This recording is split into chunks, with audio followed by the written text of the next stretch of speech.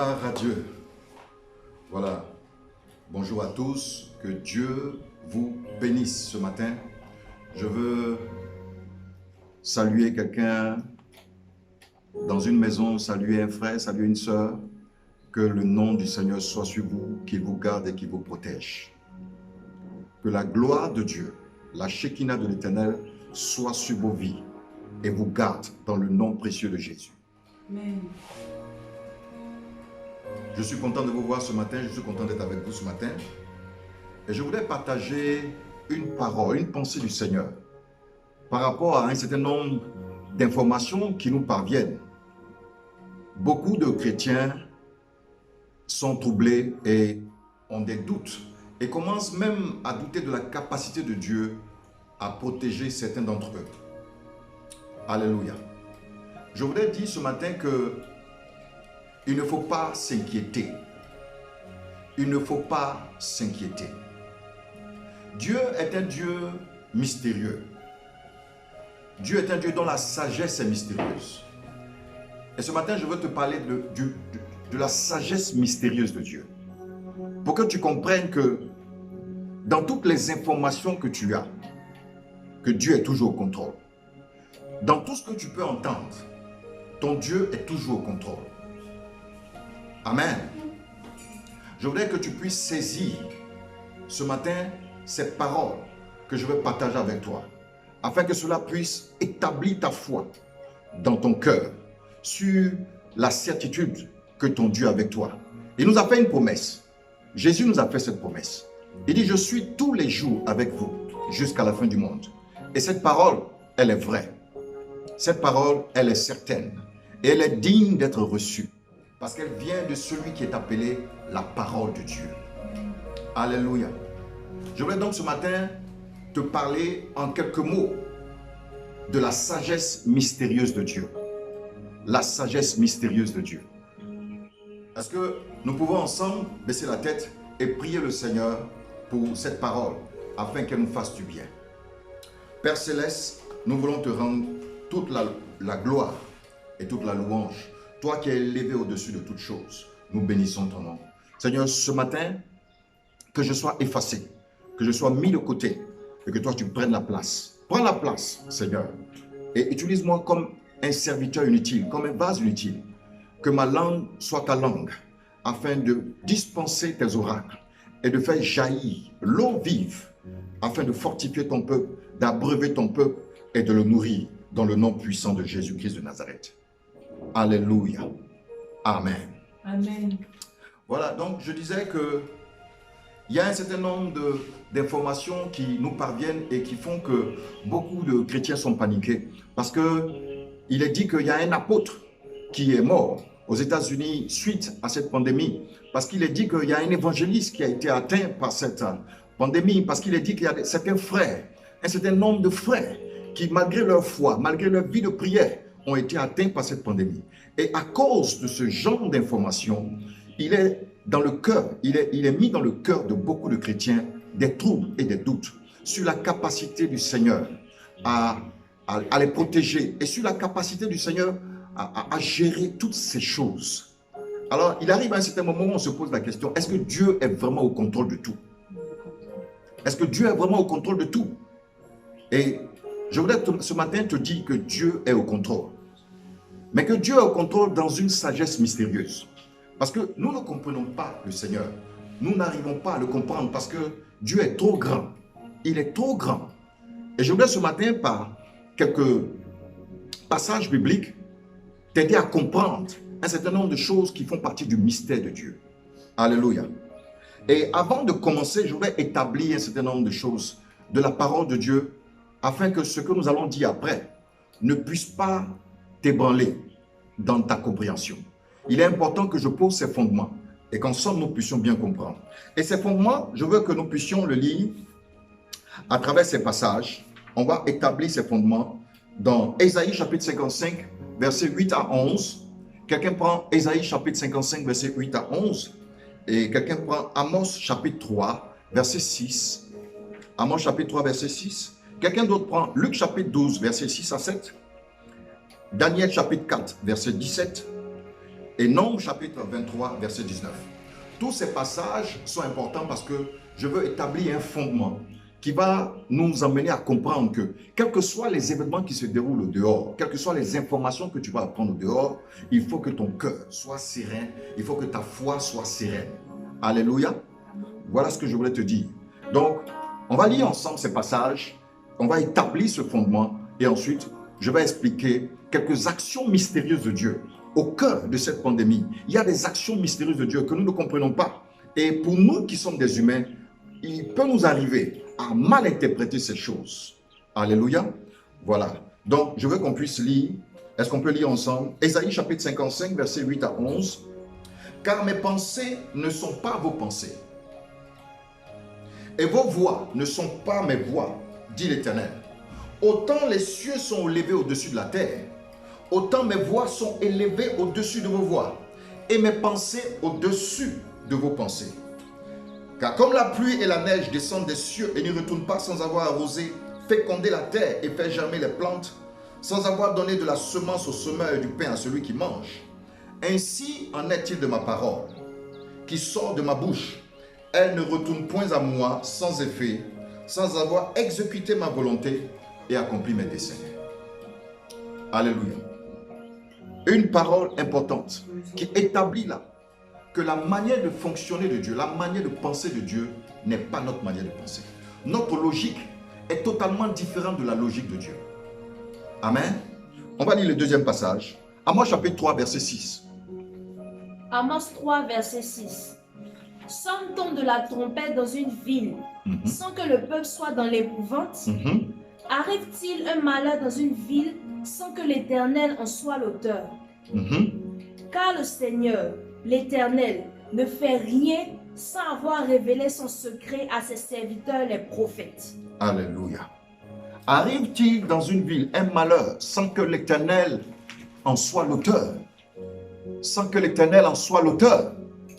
Sans que l'Éternel en soit l'auteur. Amen. On va lire ensemble Luc chapitre 12, versets 6 à 7. Quelqu'un d'autre prend Daniel chapitre 4, verset 17. Et Nombres chapitre 23, verset 19. Ces passages, nous les lisons pour qu'ensemble nous puissions établir le fondement sur lequel nous allons développer la sagesse mystérieuse de Dieu. Luc chapitre 12, verset 6 à 7. Ne vend-on pas 5 passereaux pour 2 sous?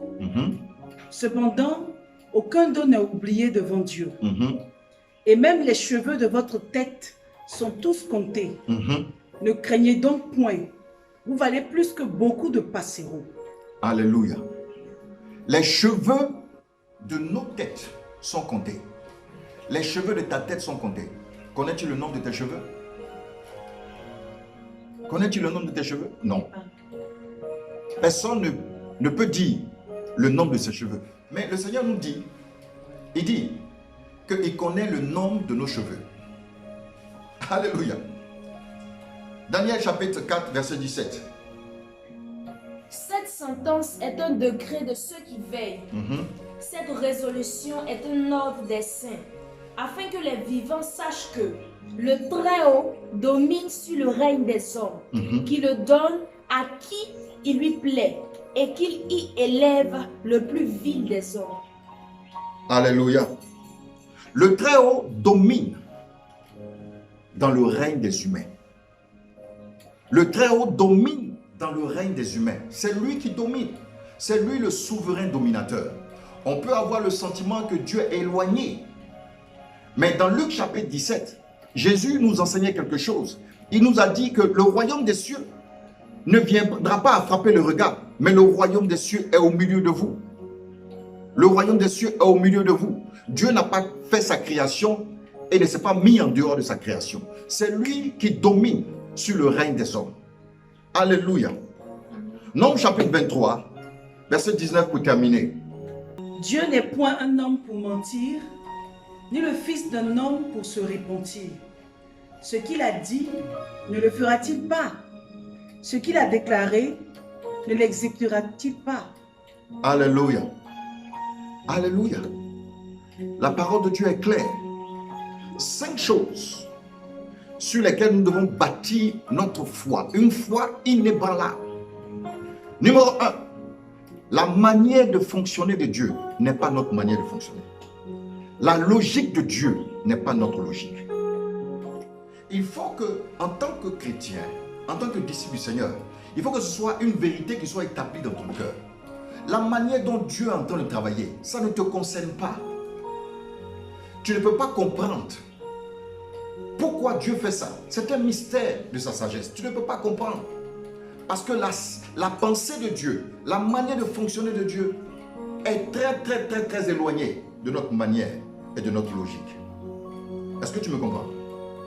Amen. Numéro 1, Dieu fonctionne différemment de notre modèle de fonctionnement. Nous, en tant qu'humains. Amen. Deuxièmement, Dieu est au contrôle. Il faut que tu saches que Dieu est au contrôle. Rien ne lui échappe. Dieu est au contrôle. Rien ne lui échappe. Alléluia. Il faut que tu le saches. Dieu est au contrôle. Rien ne lui échappe. Il dit que même quand un oiseau tombe à terre, lui, Dieu, il est au courant. Et il connaît le nombre de tes cheveux. Alors, c'est-à-dire que Dieu est au courant de tout ce qui se passe. Alors, il ne faut pas avoir l'impression, au travers des informations qui te parviennent, que les choses ont échappé au contrôle de Dieu. Non. Dieu est au contrôle. Alléluia. Amen. Dieu est au contrôle. Il connaît le nom de tes cheveux. Il sait ce vers qui la maladie doit partir. Il sait toutes choses. Il sait toutes choses. Amen. Dieu sait toutes choses dans les plus petits détails. Rien n'échappe à son contrôle. Et Dieu sait toutes choses dans les plus petits détails. Il dit qu'il connaît le nombre de tes cheveux. Je ne sais pas si quelqu'un a déjà réussi à compter le nombre de ses propres cheveux. Je ne sais pas. Mais Dieu dit, il connaît le nombre de tes cheveux. Autrement dit, il sait où tu habites, il connaît ton nom, il connaît ton empreinte digitale, il sait toutes choses sur toi. Amen. Amen. Quatrièmement, la Bible dit que Dieu est le souverain. Il règne dans les lieux élevés, mais il domine sur le règne des hommes. Daniel chapitre 4 verset 17. Dieu est celui qui domine sur le règne des hommes. Ça aussi, il faut que tu le saches. Dieu domine sur le règne des hommes. Autrement dit, tout ce qui est en train de se passer en ce moment, Dieu est celui qui est au contrôle. Alléluia. Alléluia. Il faut que tu saches que Dieu est celui qui est au contrôle. Amen. Amen. Cinquièmement, Dieu est un Dieu qui ne ment pas. La Bible dit que Dieu n'est pas un homme pour se repentir. Il n'est pas le fils de l'homme pour mentir. Mais ce qu'il dit, il l'exécute. Alléluia. Ce qu'il dit, il l'exécute. Autrement dit, lorsque la parole de Dieu est sortie de sa bouche, elle va s'accomplir d'une manière ou d'une autre. Amen. Est-ce que quelqu'un est avec moi ce matin? Je voudrais que tu comprennes ces fondamentaux de la foi chrétienne. Jésus, dans Luc chapitre 18, a posé la question un jour. Il dit, quand le Fils de l'homme va revenir, est-ce qu'il va trouver la foi sur la terre? Question importante. Parce que beaucoup de chrétiens marchent selon leur logique. Alors que Dieu ne fonctionne pas comme ça. Dieu fonctionne à un autre niveau. Il a une sagesse supérieure. Dans le livre d'Éphésiens au chapitre 3, la Bible dit que Dieu a une sagesse infiniment variée. Waouh! Dieu a une sagesse infiniment variée. Non seulement sa sagesse est variée, mais elle est infinie.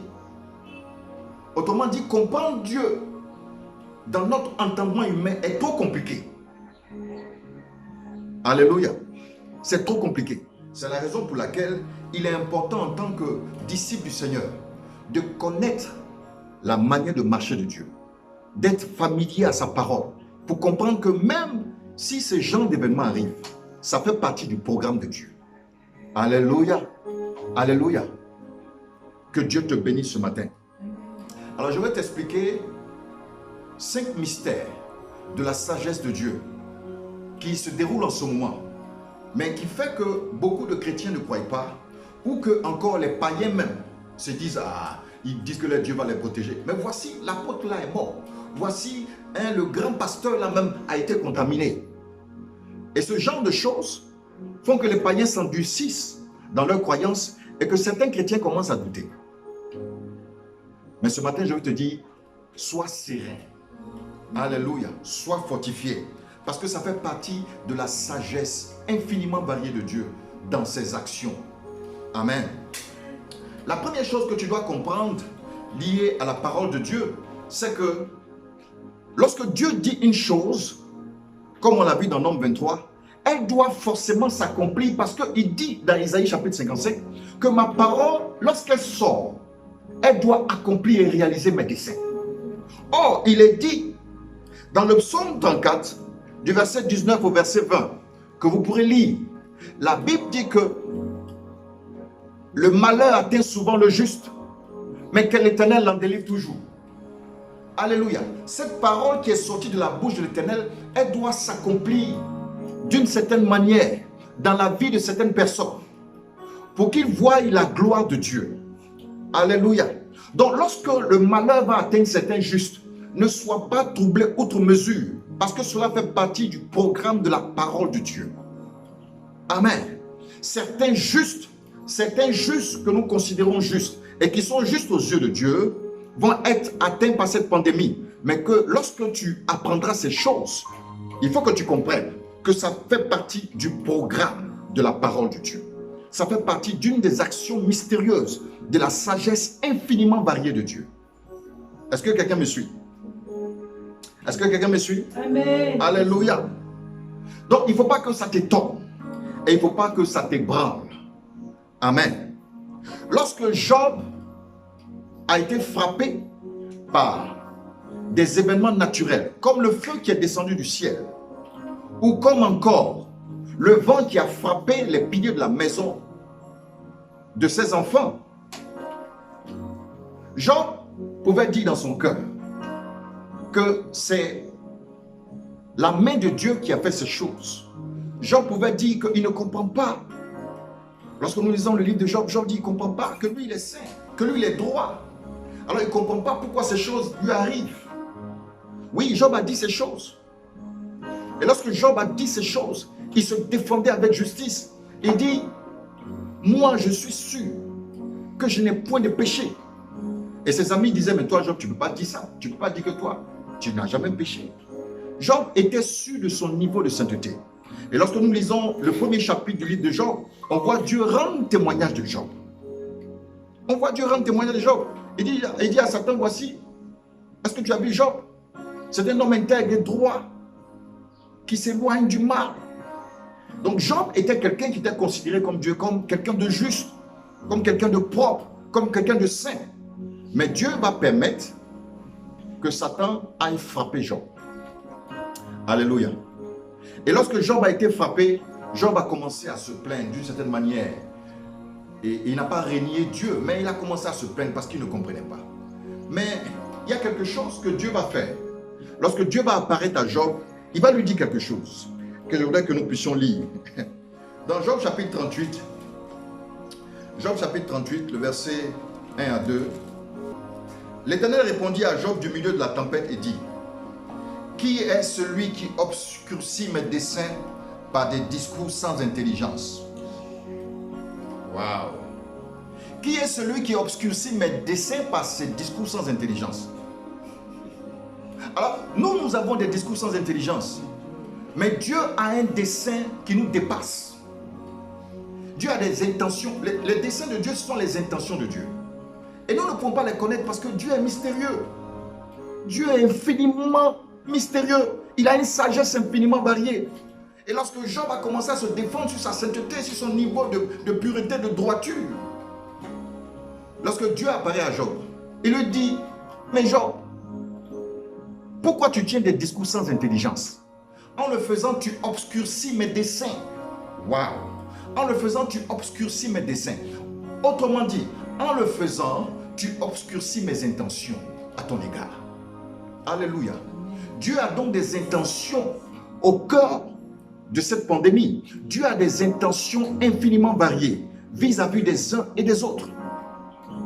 Alors, il ne faut pas que, parce que quelqu'un qui est un apôtre ou qui est un évangéliste international a été touché par cette pandémie, tu puisses conclure que Dieu n'a pas la capacité de gérer toutes choses ou que certaines choses échappent à Dieu. Non, non, non, non, non, non. Lorsque Dieu agit comme ça, c'est un mystère de sa sagesse qui commence à agir dans la vie de quelqu'un. Peut-être à qui Dieu veut montrer quelque chose de particulier. Peut-être à qui Dieu a des desseins, a des intentions particulières. Et c'est la raison pour laquelle il ne faut pas être troublé outre mesure. Alléluia. Alléluia. Est-ce que quelqu'un me suit?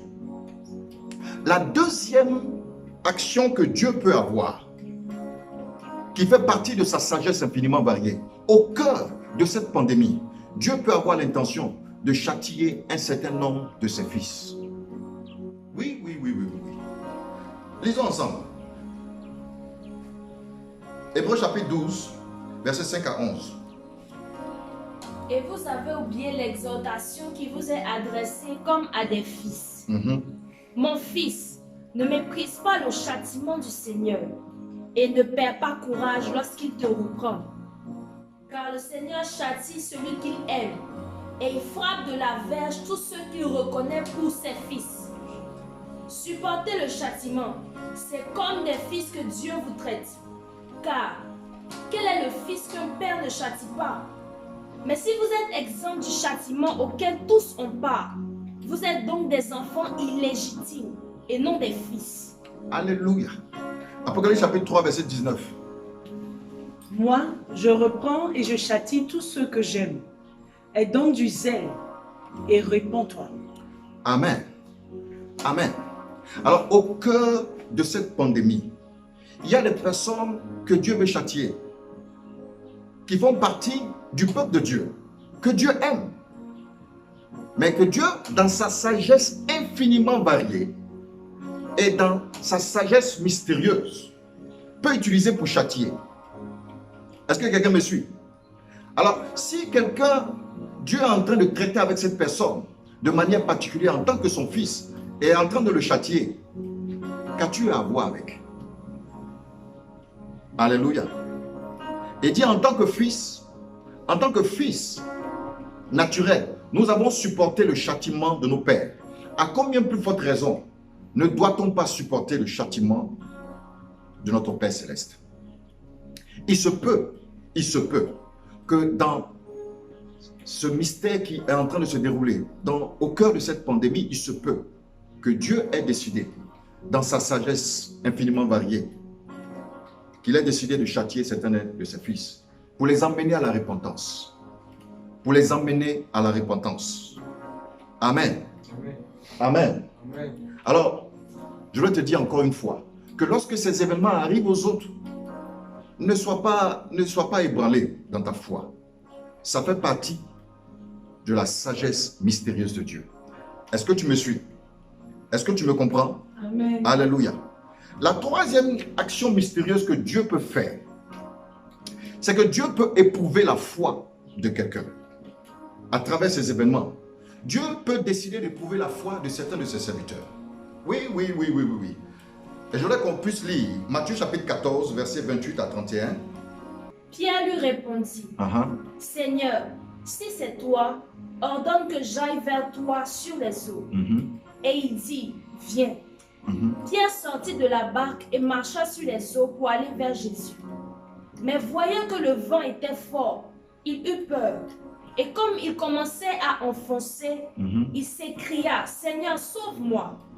Aussitôt, Jésus étendit la main, le saisit et lui dit, homme de peu de foi, pourquoi as-tu douté? Alléluia.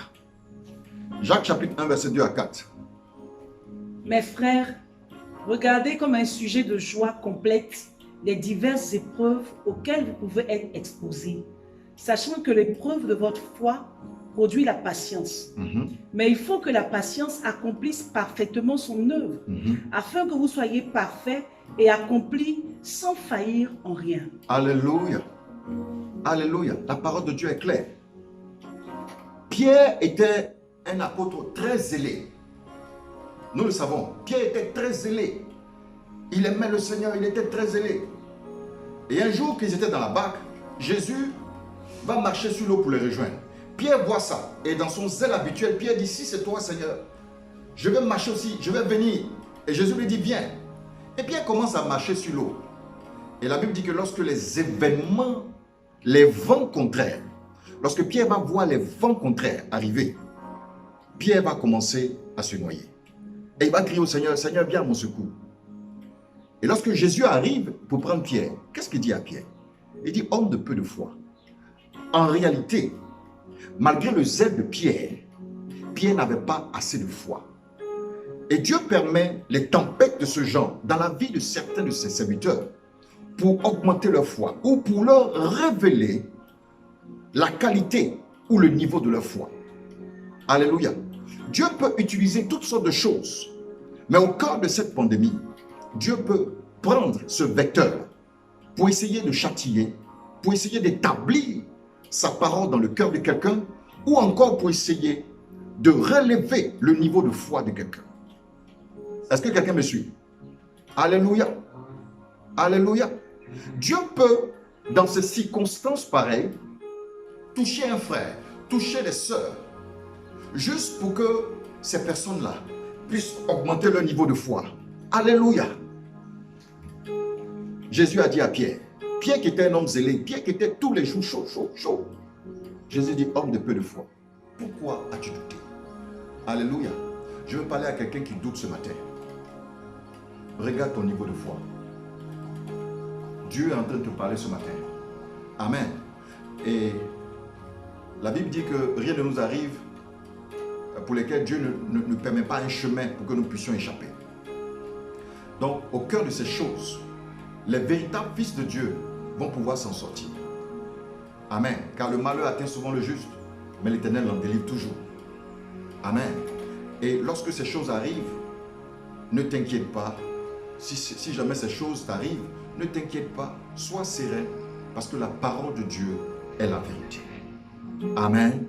Amen. Dieu peut donc essayer de booster la foi de quelqu'un, essayer d'augmenter le niveau de foi de quelqu'un à travers cette pandémie. Et ça fait partie de la sagesse infiniment variée de Dieu. Ça fait partie de sa sagesse mystérieuse d'agir de la sorte. Et nous en tant qu'humains, nous ne pouvons pas dire pourquoi. Pourquoi tu dis pourquoi? Tu ne peux pas dire pourquoi Dieu fait comme ça. Tu ne peux pas dire pourquoi Dieu fait comme ça. Mais c'est lui qui est Dieu. Il est le souverain. Son règne n'a point de fin. Il domine et il décide ce qu'il veut. Alléluia. Et c'est pour ça qu'il a dit à Job, pourquoi parce que discours sans intelligence, tu obscurcis mes desseins. Amen. Est-ce que quelqu'un me suit ce matin? Alléluia. Notre Dieu est toujours au contrôle. Notre Dieu est toujours au contrôle. Rien ne lui échappe. Rien ne lui échappe. Je voudrais vous parler du quatrième aspect de la sagesse mystérieuse de Dieu. C'est un aspect qui est un peu difficile à comprendre. Parce que nous les humains, nous aimons notre vie, nous aimons la vie. Et ce qui est normal, nous aimons la vie. Mais Dieu, dans son infinie grandeur, peut permettre, dans cette période, que des gens meurent. Que certains de ses fils puissent mourir. Oui. Il faut que je te dise la vérité. Alléluia. Amen. Il faut que, dans cette période-là, Dieu, dans sa sagesse infiniment variée, peut décider que c'est l'heure pour certains de ses serviteurs de partir le rejoindre. De rentrer à la maison. Alors, il ne faut pas que, si tu apprends qu'un apôtre est décédé, il ne faut pas que ta foi soit ébranlée. Il est parti à la maison. Et nous allons le rejoindre.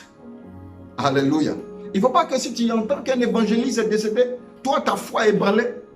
Et tu commences à paniquer. Aller prendre ceci, aller prendre cela, la chloroquine, l'aloe vera, ici, à gauche, à droite. Parce que tu as entendu que l'évangéliste est décédé. Ça fait partie de la sagesse infiniment variée de Dieu, d'agir de la sorte. Est-ce que quelqu'un est avec moi? Est-ce que quelqu'un est avec moi? Amen. La mort n'est pas un sujet agréable.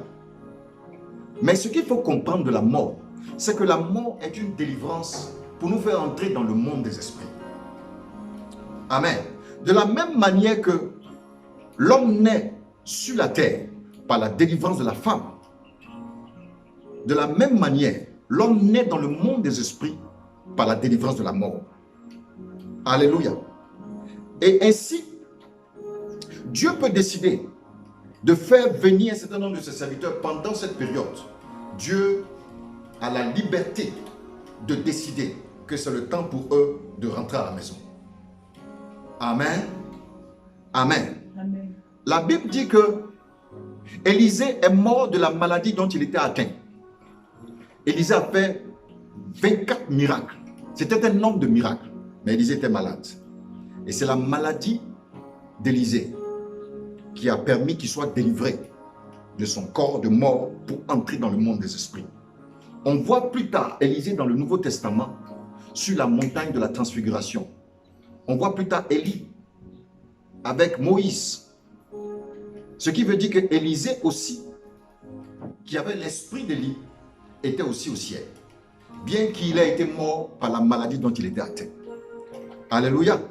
Il n'y a pas longtemps, l'évangéliste Reinhard Bonnke est mort d'un cancer du cerveau. Alors certains ont dit, oui, mais lui, il a guéri beaucoup de gens, il a fait beaucoup de miracles, il a sauvé beaucoup de gens, mais pourquoi est-ce qu'il est mort du cancer? Oui, ça fait partie de la sagesse mystérieuse de Dieu. Dieu a décidé que c'est par cette maladie qu'il allait le rejoindre dans le royaume des esprits. Alléluia. Psaume 116, verset 15, Psaume 48, verset 14. Psaume 48, verset 14. Voilà le Dieu qui est notre Dieu éternellement et à jamais. Il sera notre guide jusqu'à la mort. Dieu est ton guide. Jusqu'à la mort, Dieu est notre guide. Il est celui qui nous conduit. Amen. Amen. Psaume 107, verset 15. Elle a du prix aux yeux de l'Éternel, la mort de ceux qui l'aiment. Elle a du prix aux yeux de l'Éternel, la mort de ceux qui l'aiment. Alors lorsque un apôtre, un évangéliste, un prophète meurt, et s'il meurt dans ces occasions, il ne faut pas penser que cela a échappé à Dieu et que Dieu a perdu le contrôle. Non, non, non, non. Au contraire, elle a du prix aux yeux de l'Éternel, la mort de ceux qui l'aiment. Jean chapitre 11, verset 25. Jésus lui dit, « Je suis la résurrection et la vie.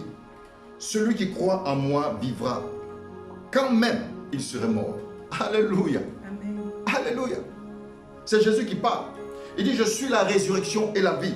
Celui qui croit en moi vivra, quand même il serait mort. » Autrement dit, la mort pour nous est un passage obligé, mais surtout c'est un passage pour rejoindre notre Père Céleste. Matthieu chapitre 10, verset 28. Ne craignez pas ceux qui tuent le corps. Ne craignez pas ceux qui tuent le corps. Et qui ne peuvent tuer l'âme. Et qui ne peuvent tuer l'âme. Craignez plutôt celui qui peut faire périr l'âme et le corps dans la géhenne. Alléluia. Ne crains pas ce qui peut tuer ton corps.